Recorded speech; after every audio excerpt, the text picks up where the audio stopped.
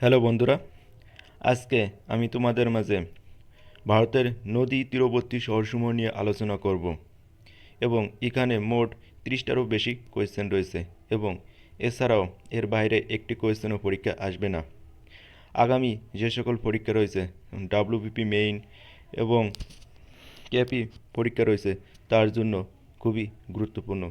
তাহলে বন্ধু, কথা না বাড়িয়ে শুরু করা যাক আমার এই আজকের ক্লাসটা।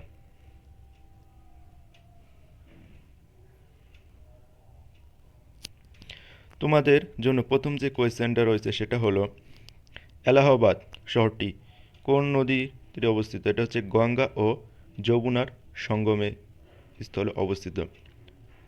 পাটনা গঙ্গা নদীর তীরে অবস্থিত। কানপুর গঙ্গা নদীর তীরে অবস্থিত। হরিদ্বার গঙ্গা। বদ্রীনাথ অলকানন্দা। তারপরে কোটা চম্বল জম্বলপুর নর্মদা নদীর তীরে।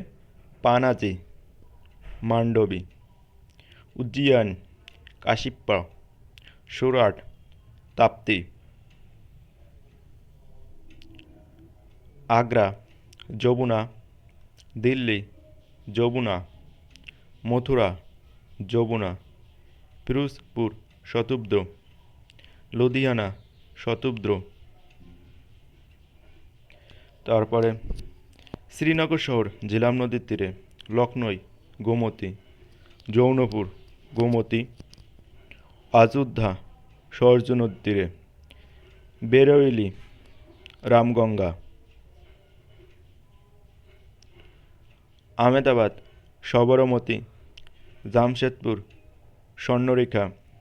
ডিব্রুগড় ব্রহ্মপুত্র। গুয়াহাটি ব্রহ্মপুত্র। কলকাতা হুগলি।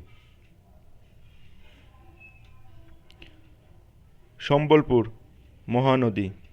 কটক মহানদী। শ্রীরঙ্গপত্তনম কাবেরী। হায়দ্রাবাদ মুন্সি।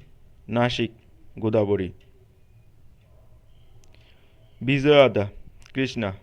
কুর্নুল তুঙ্গভদ্রা। তিরুচিরাপল্লী কাবেরী।